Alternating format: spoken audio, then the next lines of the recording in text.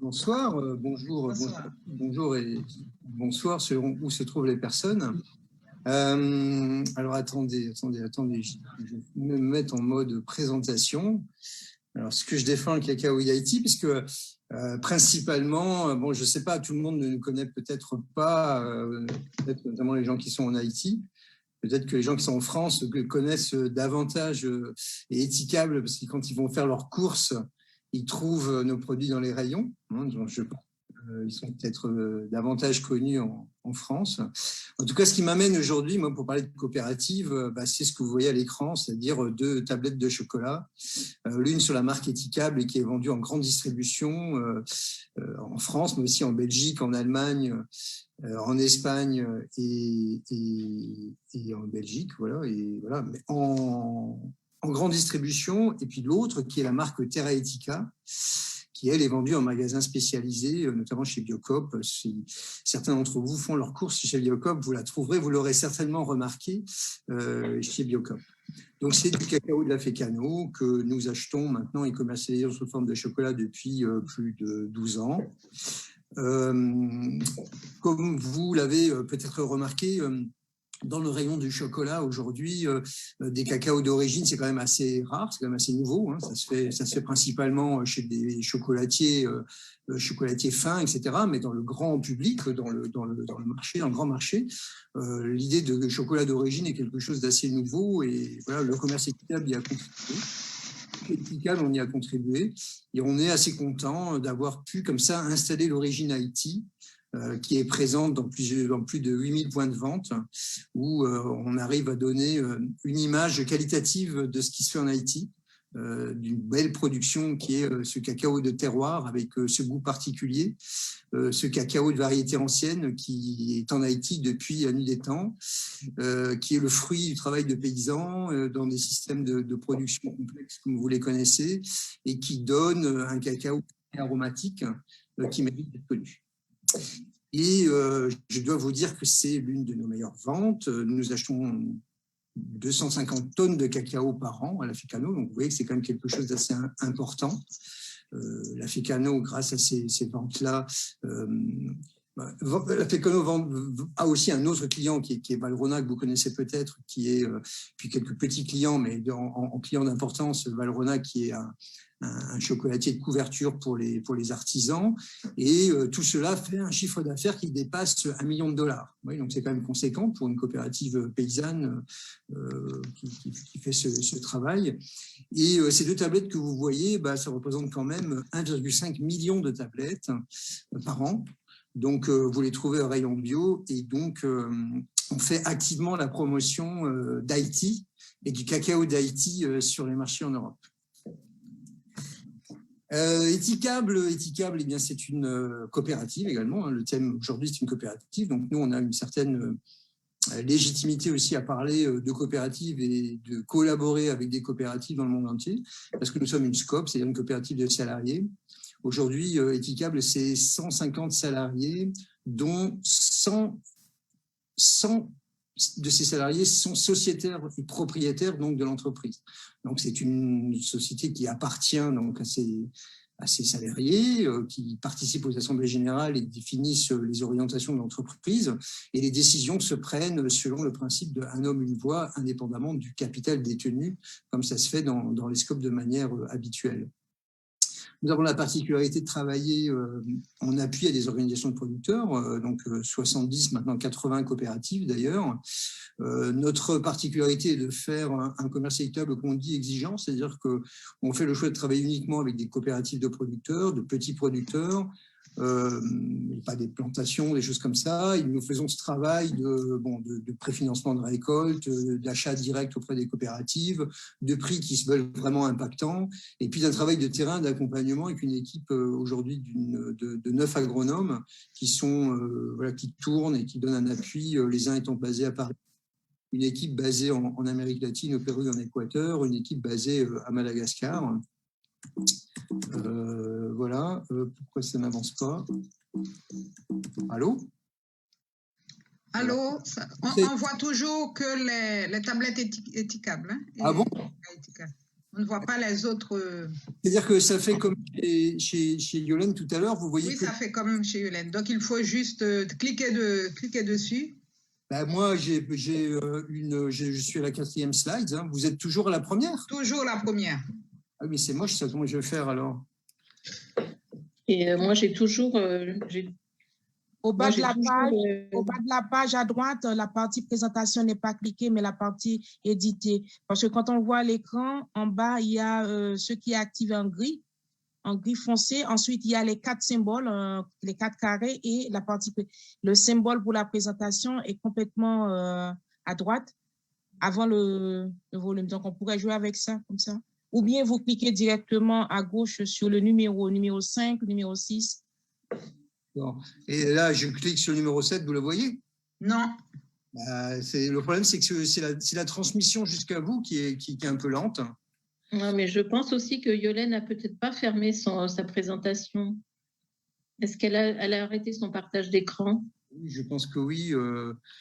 Parce que moi, j'ai toujours ces slides sur mon écran. Je refais le partage d'écran. Parce que j'ai vu que c'était très lent tout à l'heure. Ça va maintenant, on voit. Oui. On voit maintenant. Et on l'a maintenant. On voit Christophe, c'est bon. Vous voyez la carte des producteurs. Tout à fait. Voilà. Donc, on la voit en petit, mais on la voit. Ouais. On la voit en petit.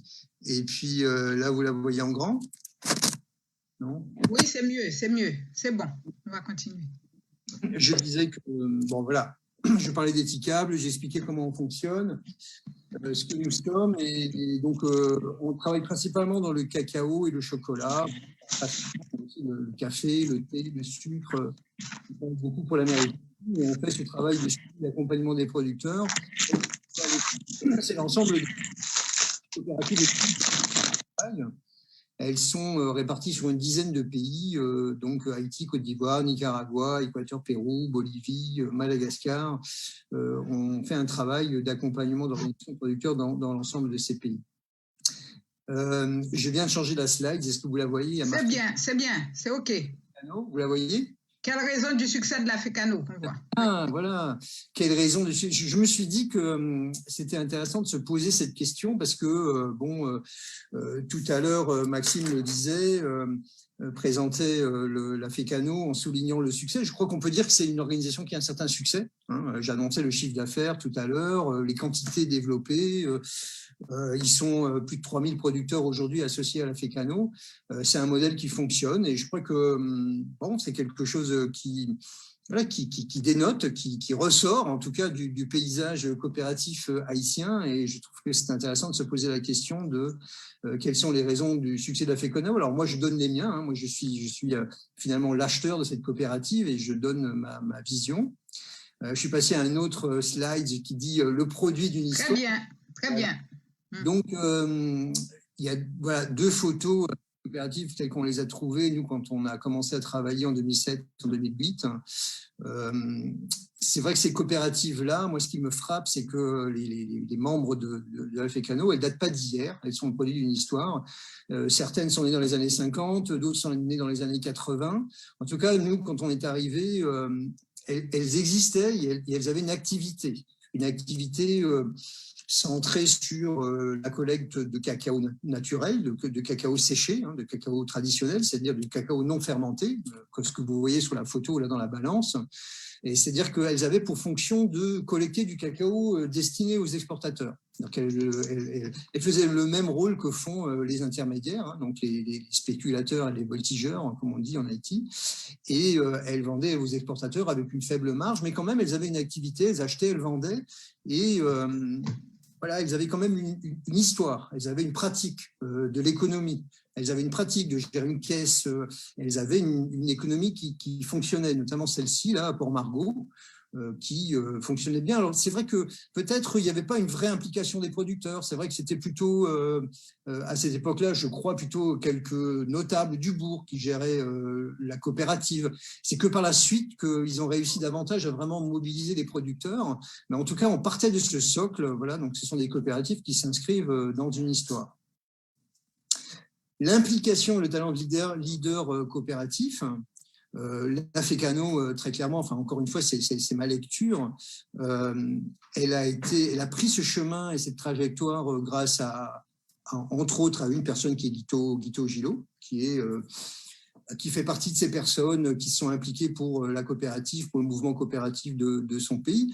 Des phénomènes qu'on a aussi ailleurs, hein. Nous, on travaille avec notamment le Norandino au Pérou, qui est une coopérative très forte également, qui a également cette histoire de gens, de leaders qui se sont impliqués fortement, qui ont consacré leur vie à développer la coopérative.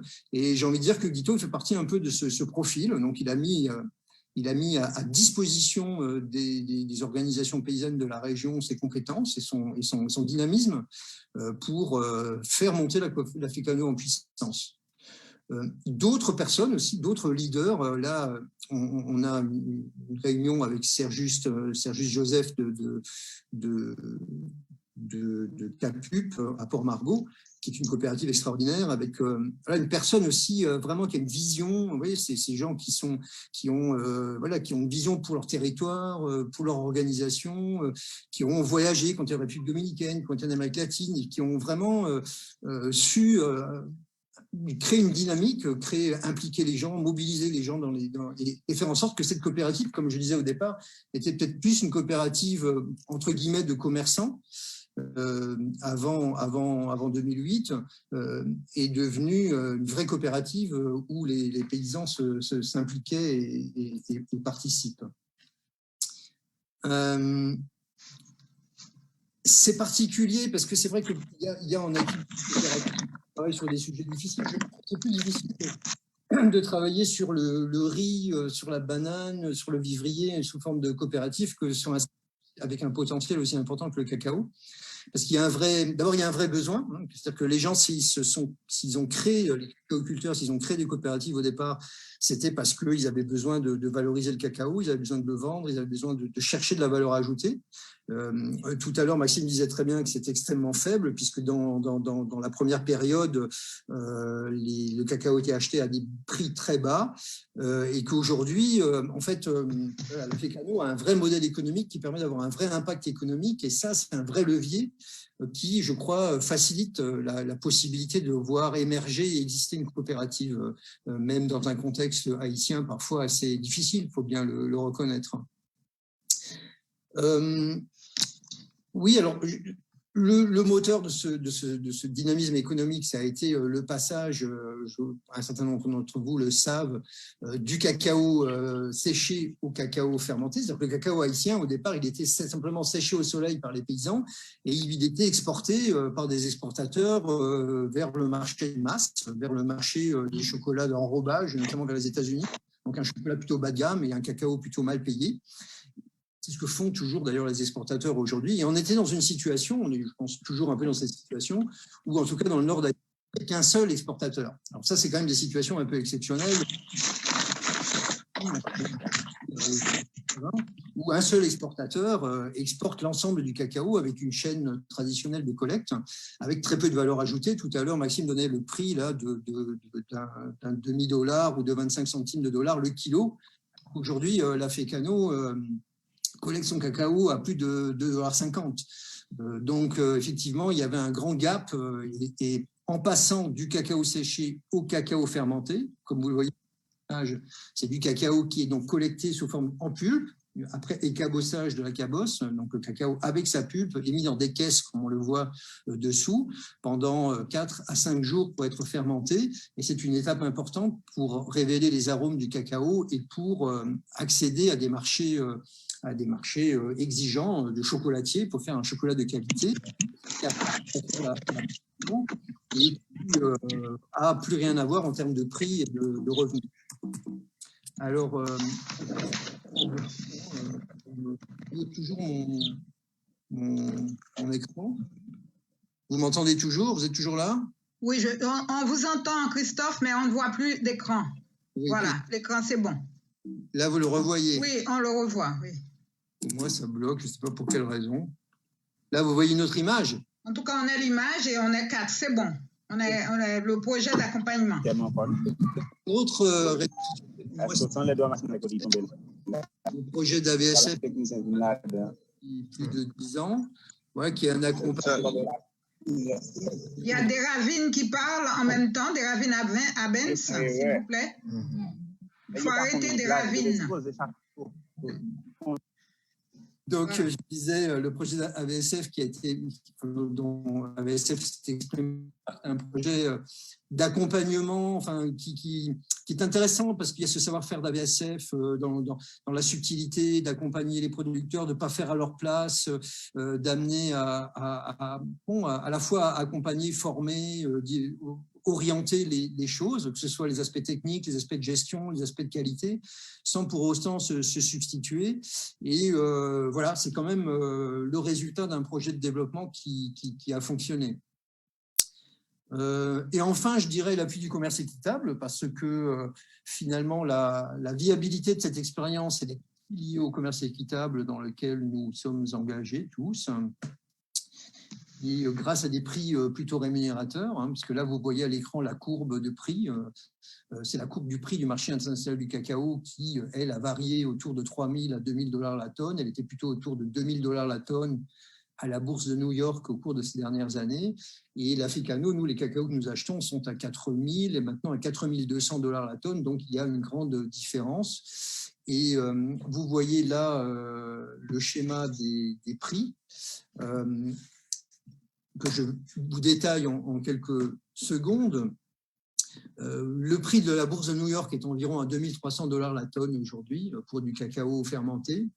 Mais je pense qu'envers, les exportateurs haïtiens vendent, je ne pense pas à plus de 1 900 $, c'est-à-dire qu'ils ont au moins 400 $ de décote en vendant un cacao non fermenté. Donc, ce qui explique pourquoi, finalement, l'exportateur traditionnel, vous le savez, c'est Novella dans le nord d'Haïti, ne parvient pas à acheter à des prix très, très élevés. Et pourquoi, finalement, enfin, ce qui explique aussi pourquoi l'Africano arrive à payer significativement le cacao plus cher, puisque en jaune, c'est son prix, donc 4 200, qui est la tonne, qui est le prix que Équitable paye, et qui permet à la fois. Vous avez en bleu là 2940 qui est le prix Fairtrade, pour ceux qui connaissent, c'est le prix de commerce équitable du label le plus courant de commerce équitable. Donc ce que je veux dire par là, c'est que on fait partie des entreprises de commerce équitable qui vont un peu au-delà du commerce équitable habituel et qui arrivent à payer des prix vraiment rémunérateurs, qui permettent en fait donc à l'Africano de payer le cacao à 2,50 $, et non plus à 50 centimes comme ce fut le cas autrefois, et qui permet également à la coopérative aujourd'hui de couvrir vraiment son staff et son fonctionnement. C'est-à-dire que pratiquement, il y a toujours un projet d'appui, évidemment, parce qu'il y a un travail d'appui à la production avec les producteurs, mais la coopérative, l'outil économique, l'équipe économique de la coopérative est aujourd'hui complètement couverte par le cacao, ou complètement autonome, et je crois que c'est quand même une grande victoire. Voilà pour moi cette courte présentation sur les succès vus de la part de l'acteur de commerce équitable que je suis, de cette coopérative Fécano en Haïti.